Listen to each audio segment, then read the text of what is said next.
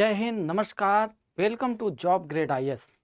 आज हम लोग अफ्रीका की झीलों को पढ़ने वाले हैं। लेक्स ऑफ अफ्रीका को देखेंगे एक छोटे से वीडियो में। चलिए शुरू करते हैं। सबसे पहले देख लेते हैं अफ्रीका है कहाँ।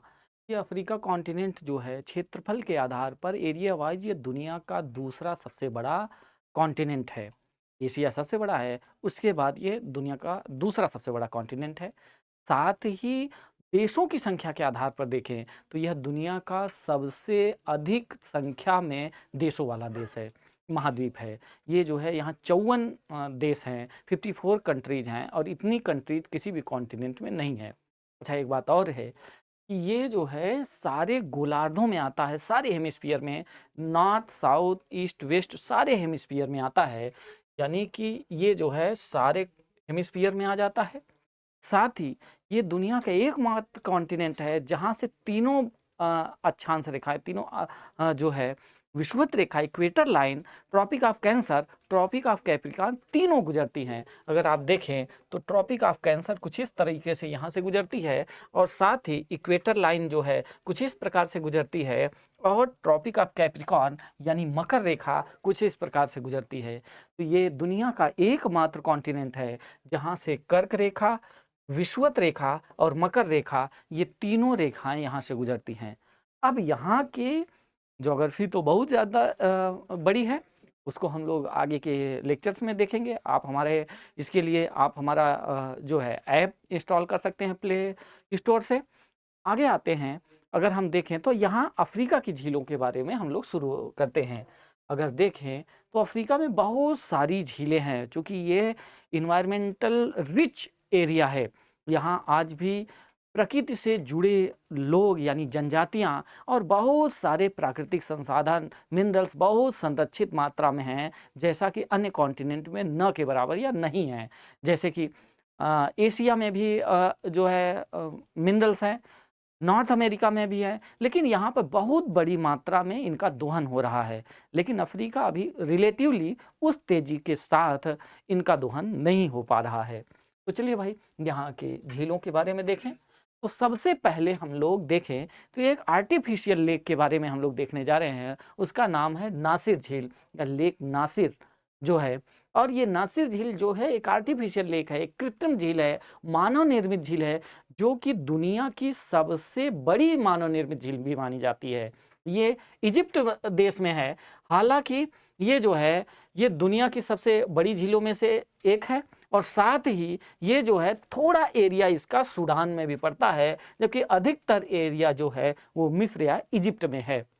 ये नसीर झील है जो कि नील नदी पर बनाया गया है। नील नदी पर नाइल रिवर जो है, नाइल रिवर पर यहाँ पर ये वाले क्षेत्र में डैम है। ये जो है आप देखेंगे कि वाइट नील और ब्लू नील दो नदियाँ आती हैं। वाइट नील नदी विक्टोरिया झील से निकलती है अफ्रीका में और साथ ही जो है इथोपिया के ताना झील से निकलती है ब्लू नील, और दोनों जाके सूडान की राजधानी खार्तूम में संगम होता है इन दोनों नदियों का, और यहीं से इस नदी का नाम नाइल रिवर, नील नदी हो जाता है, जो कि दुनिया की सबसे लंबी नदी भी है। इसी नदी पर मिस्र में एक डैम बनाया गया और इसी डैम को कहते हैं असवान डैम, और इससे जो झील का निर्माण हुआ, जो लेक बनी, आर्टिफिशियल लेक बनी, उसी ही लेक नासिर या नसीर झील के नाम से जानते हैं। और ये जो रिजर्व बना, यह जो है इजिप्ट में तो है ही है, साथ ही कुछ एरिया में सूडान, चूंकि बॉर्डर पे है तो सूडान में भी, नॉर्थ सूडान में और साउदर्न इजिप्ट में ये झील पड़ती है। और तो ये जो है, तो अच्छा देखो भाई क्वेश्चन कैसे आते हैं, इसकी क्रोनोलॉजी आपको दिमाग में बैठानी होती है। अगर अफ्रीका के मैप में देखें तो नॉर्दर्न मोस्ट लेक में इसका जो है इस स्थिति दिखती है, जो कि अगर 4 झीलें दे दे और नॉर्थ टू साउथ क्रोनोलॉजी लगाने के लिए कह दे तो ये सबसे ऊपर होगी। फिर आगे देखें, आगे की ओर। अच्छा, अगर इसको देखना, अगर आप अफ्रीका के मैप में देखना चाहेंगे तो यहाँ पर आप देखेंगे कि ये जो है नासिर झील है। तो अगर झीलों का क्रम आ जाए तो सबसे उत्तर में ये बड़ी झीलों में से, प्रमुख झीलों में से सबसे नॉर्थ में यही झील होगी, और फिर अन्य जो है तुर्काना झील या विक्टोरिया झील, ऐसे इनका क्रम पड़ेगा। तो चलो भाई इसको देखते हैं। नेक्स्ट झील हमारी लेक तुर्काना। लेक तुर्काना झील है। तुर्काना झील जिसे रिडोल्फ झील के नाम से भी जानते हैं, और यह जो है मुख्य रूप से यह केन्या में है। मुख्य रूप से थोड़ा भाग यह इथोपिया में भी होता है, यह पहुंच जाती है। अगर इसे मैप में देखेंगे तो ये वाला भाग जो है, ये झील जो है, यहाँ पर ये झील जो है वह तुर्काना झील है, रुडोल्फ झील के नाम से भी जाना जाता है। लेकिन आप देखेंगे थोड़ा सा एरिया जो है वह इथोपिया में पड़ जाता है, इसीलिए यह दोनों में अवस्थित है लेक तुर्काना। और ये जो है अल्कलाइन डिजर्ट लेक है, यह एक खारी झील है और यह जो है मरुस्थल क्षेत्र में है और साथ ही रिफ्ट वैली में स्थित है, भ्रंश घाटी में अवस्थित है यह झील जो है। अच्छा, रिफ्ट वैली क्या होता है भाई? अगर हम देखें तो अफ्रीका में ग्रेट रिफ्ट वैली है, यहाँ से बड़ी मात्रा में यहाँ पे दरार है, भ्रंश है। ऐसे इस पूरे क्षेत्र में इधर से ऐसे ये वाला भ्रंश, ऐसे दो प्रकार का भ्रंश है। तो इसी रिफ्ट में बहुत सारी गड्ढे वाला क्षेत्र है, बहुत सारी लेक से इसी क्षेत्र में है। उसी लेक का ये भाग जो है यहाँ पर भी है, जो लेक तुर्काना के नाम से जाना जाता है। और यहाँ तक ये पूरी लेक चली जाती है और इसी रिफ्ट वैली से ही होकर नाइल रिवर भी बहते हुए जाती है, मेडिटेरियन सी में मिल जाती है। तो ये पूरी रिफ्ट वैली है और इसे ग्रेट रिफ्ट वैली वाले क्षेत्र में अवस्थित ये झीलें हैं। उन्हीं झीलों के उत्तर से दक्षिण क्रम में हम लोग देखने जा रहे हैं और उसी के क्रम में रिफ्ट वैली वाले क्षेत्र में ही अवस्थित ये भी झील है लेक तुर्काना। तो इसकी अवस्थिति आप देख लिए होंगे, इसको समझ पाए होंगे।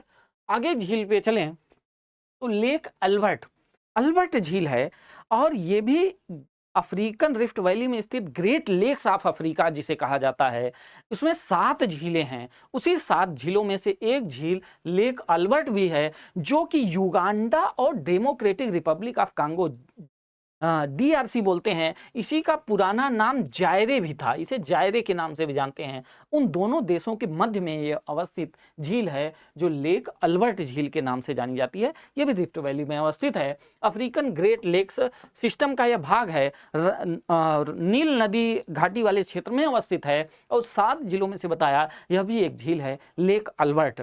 और आगे देखें तो अगर इसके मैप में अगर हम देखें तो यहाँ वाली झील जो है वो लेक अल्बर्ट के नाम से जानी जाएगी। तो अगर मैप में अगर आप देखेंगे तो यहाँ पर इसको डिनोट करना पड़ेगा, जबकि यहाँ पर लेक तुर्काना, फिर इधर नासिर झील, इस प्रकार से ऐसे झीलों का क्रम है। फिर आगे आए लेक विक्टोरिया, बहुत इंपॉर्टेंट झील और यूपीएससी में यहाँ से क्वेश्चन भी आ चुका है और जो है स्टेट पीसीएस का फेवरेट क्वेश्चन है, आगे भी पूछ सकता है। तो इसे देखेंगे लेक विक्टोरिया और ये जो है 3 देशों के मध्य में अवस्थित है। ध्यान रखना है विक्टोरिया यही है, लेकिन ये रिफ्ट वैली में अवस्थित नहीं है, ये भ्रंश घाटी में नहीं है। जो अफ्रीकन रिफ्ट वैली है उस पर अवस्थित नहीं है, उसमें नहीं है। अन्य झीलें इसके अगल बगल वाली रिफ्ट वैली में है, लेकिन विक्टोरिया झील नहीं है। विक्टोरिया बड़ी इंपॉर्टेंट लेक है, ये 3 देशों के मध्य में अवस्थित है। अगर आप देखें तो ये पूरी झील इस तरफ है युगांडा, इस तरफ केन्या और नीचे की ओर तंजानिया। ये 3 देशों के मध्य में है, युगांडा, केन्या और तंजानिया। और ये टेक्टोनिक मूवमेंट के द्वारा इसका निर्माण हुआ। अच्छा, ये जो है अफ्रीका में के मैप में अगर आप देखें तो यहाँ पर अवस्थित है।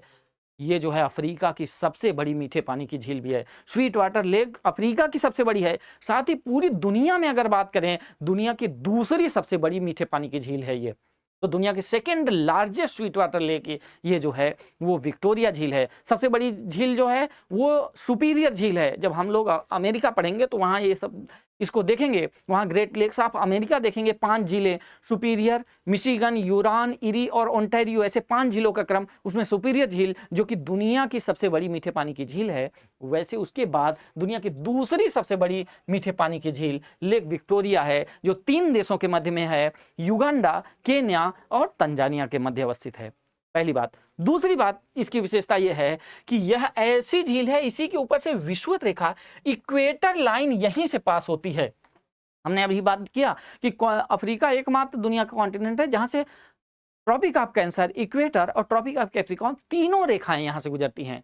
यहीं से इक्वेटर लाइन जो गुजरती है वह इसी झील के ऊपर से होकर गुजरती है। तो वह कौन सी झील है जिसके ऊपर से विषुवत रेखा गुजरती है? तो वह जो है लेक विक्टोरिया है, अफ्रीका में स्थित लेक विक्टोरिया।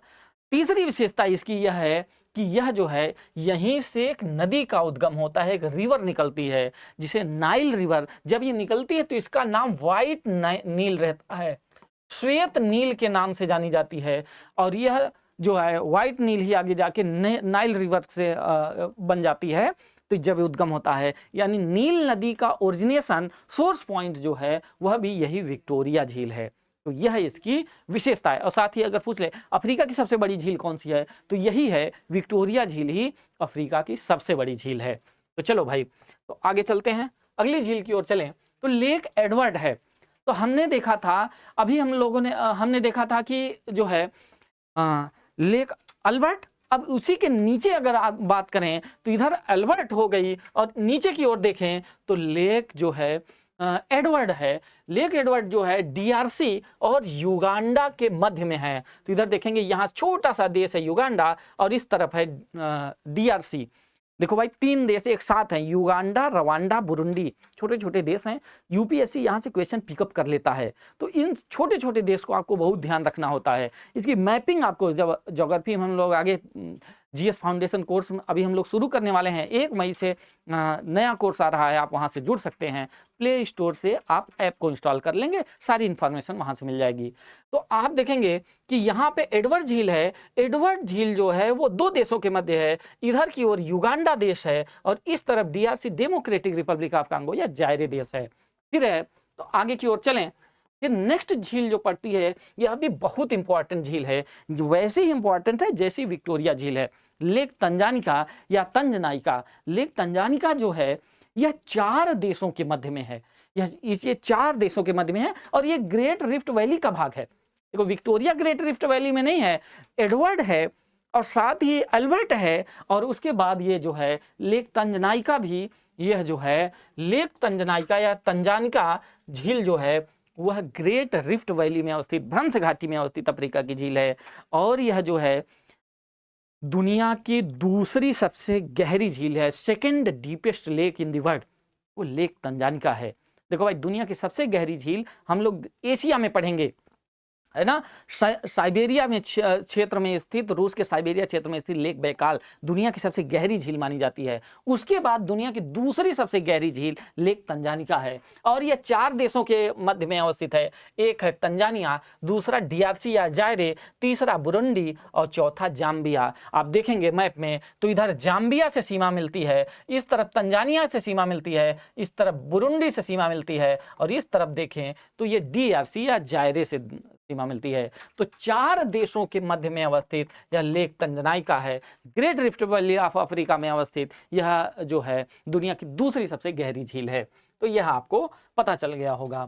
अब आगे की ओर चलें। लेक मलावी जो कि न्यासा झील के नाम से प्रसिद्ध है, न्यासा झील के नाम से प्रसिद्ध है, 3 देशों के मध्य में है। यही मलावी, छोटा सा ये मलावी देश है, मलावी देश, और मलावी देश इधर तंजानिया और इस तरफ जाम्बिया, इसके मध्य में जो झील है, और जो है तंजानिया, मलावी, और सॉरी ये वाला देश जो है मोजाम्बिक, ये है मोजाम्बिक, ये मोजाम्बिक, इधर मलावी, और इस तरफ तंजानिया, और इसी के मध्य जो झील है, ये झील जो है, ये लेक जो है न्यासा या मलावी के नाम से जानी जाती है। ये भी great rift valley of Africa में अवस्थित है, इंपॉर्टेंट झील है। जैसे क्रम लगाने के लिए आ जाए तो सबसे ऊपर जो है लेक तुर्काना झील, वैसे तो यहाँ ये आर्टिफिशियल लेक है, लेक न्यासा, यहाँ इस वाले क्षेत्र में लेक तुर्काना, फिर उसके बाद यहाँ पर देखें लेक अल्बर्ट, और फिर नीचे देखें लेक एडवर्ड, और फिर यहाँ पे देखें लेक विक्टोरिया, और फिर लेक विक्टोरिया के बाद यहाँ पर लेक तंजानिका, और फिर तंजानिका के बाद लेक न्यासा यहाँ पर। तो ऐसा क्रम अगर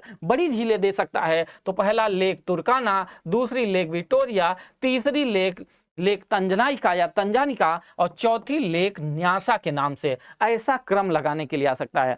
आप मैपिंग में ऐसे अफ्रीका के मैप में, आउटलाइन मैप में ऐसे फिलअप करके चीज़ें दिमाग में बैठा सकते हैं। चलिए भैया, आगे की ओर चलते हैं। अगली झील लेक चाड है।